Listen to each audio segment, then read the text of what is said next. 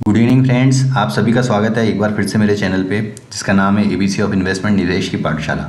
आज निफ्टी में gap down opening देखने को मिली, पर हमने जो कल सजेस्ट करे थे, अगर आपने हमारा वीडियो देखा हो तो 21,250 के आसपास हमने सपोर्ट के लेवल्स दिए थे। यहीं से ही बाउंस बैक मिला, पर कल के लोज के आसपास, कल के क्लोज के आसपास ही रेजिस्टेंस मिला और वहाँ से वापस बिकवाली आ गई। हमने कल हमारे कहा था, वीडियो में डाला था एनालिसिस कि कोई भी बाउंस आता है तो सेलिंग अपॉर्चुनिटी होगी। ये जो बाउंस मिला उसमें सेलिंग अपॉर्चुनिटी मिली, अच्छा पैसा बना। 21,500 से गिरते हुए वापस आपने तकरीबन 21,400 तक के लेवल देखे और नीचे से बाउंस में भी अपने आपको रिकवरी भी देखने को मिली। अब जो मंथली एक्सपायरी है आने वाले दिनों में 21,250, 21,100, 21,250, 21,100 ये स्ट्रॉन्ग सपोर्ट का काम करेगा। ऊपर 21,600 से लेके 21,700 ये स्ट्रॉन्ग रेजिस्टेंस का काम करेगा। उससे पहले ही 21,500 एक स्ट्रॉन्ग रेजिस्टेंस बन गया है, आज भी वहाँ से बिकवाली देखने को मिली और आने वाले दिनों में भी देखने को मिल सकती है। जब तक 21,650, 21,700 के ऊपर डिसाइसिवली ट्रेड नहीं करता, ये कंजेशन जोन है, उसके ऊपर ही हमें फ्रेश तेज़ी देखने को मिलेगी, जो फिर हमें 21,800 ये जो गैप बना था इसको फिल करने के लिए 22,000 तक के लेवल्स पे लेके जाएगी। पर उसके लिए 21,650 के ऊपर डिसाइसिवली ट्रेड करना बहुत ज़रूरी है।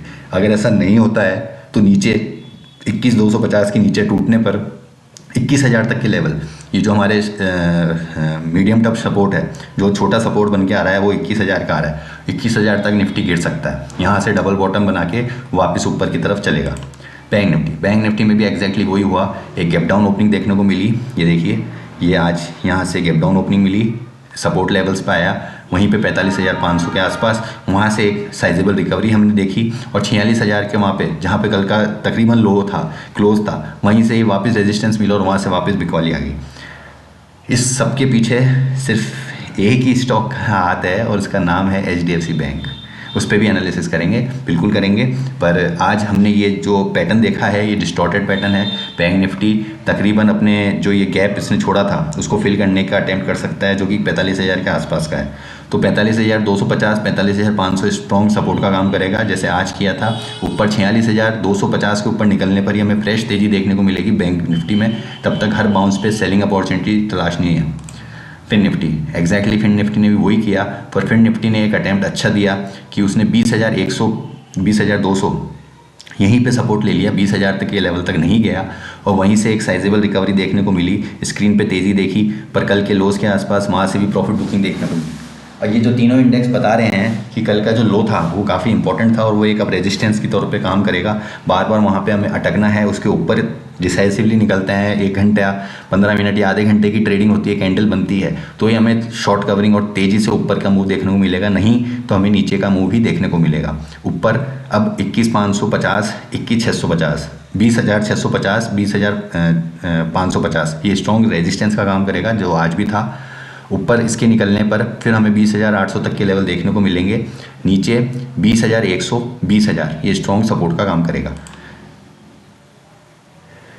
निफ्टी मिड कैप में आज पहली ही कैंडल इतनी बड़ी बनी और तेज बिकवाली देखने को मिली। काफ़ी मिड कैप शेयर्स में हैवी प्रॉफिट बुकिंग देखने को मिली, पर नीचे लोअर लेवल्स पे 10,150 के आसपास सपोर्ट लिया निफ्टी मिड कैप ने और वहाँ से एक बहुत अच्छी रिकवरी दिखाई, जो कि एक साइन ऑफ स्ट्रेंथ बताता है कि निफ्टी मिड कैप में जो एक प्रॉफिट बुकिंग होनी थी 10,600 से लेकर 10,100 तक की, वो पूरी हो चुकी है और वापस यहाँ से निफ्टी मिड कैप चलने को तैयार है। आने वाले दिनों में 10,250 से लेके 10,300 स्ट्रॉन्ग सपोर्ट का काम करेगा, जहीं से हमने आज एक रिकवरी देखी थी। ऊपर 10,550, 10,600 ये स्ट्रॉन्ग रेजिस्टेंस का काम करेगा आने वाले दिनों में निफ्टी मिड कैप के लिए। इंडिया विक्स को देख लेते हैं। इंडिया विक्स में थोड़ा सा कूल ऑफ देखने को मिला, जिसके चलते हमने थोड़ी सी साइजेबल रिकवरी देखी, पर इतनी अच्छी रिकवरी नहीं कह सकते हैं उसको, थोड़ी बहुत अच्छी रिकवरी ही बोल पाएंगे। क्रूड ऑयल में ज़्यादा कुछ हमें देखने को नहीं मिला है। अभी लेवल चल रहा है 6,025 का, तो 6,080, जी हाँ, 6,080 के स्टॉप लॉस के साथ क्रूड ऑयल में आप सेल कर सकते हैं। पहला टारगेट बनेगा आपका 6,000 का, जो बहुत छोटा सा है, 25 पॉइंट का।